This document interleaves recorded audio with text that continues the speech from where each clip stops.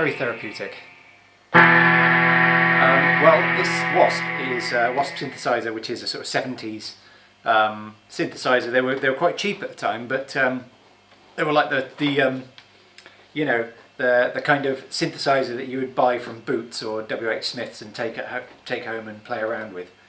But you don't get many of them around these days, and certainly not in working condition.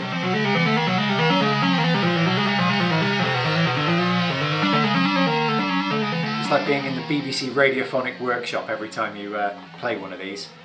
You've got all these knobs to control and make it sound literally like wasps flying around.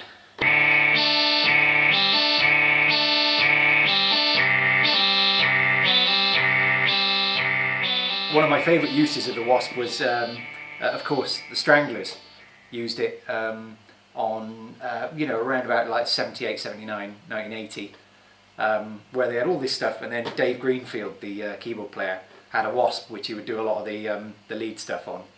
You know, like the Raven album, for example, there's loads of Wasp on there, which sounds brilliant. I don't think it's a novelty synth, really. I think that it's a monophonic synth, so you can only play one note at a time rather than polyphonic. But it's good for like lead parts that are doubled up with the kind of stuff that we'd already have. So it's not something we play live particularly, but sometimes Steve's got an old Moog that he plays, which does a similar sort of thing. Those kind of sort of big live sort of lead parts, you know. So I don't think it's novelty at all. I think it's got a real charm and authenticity about it that you can't get in digital, you know.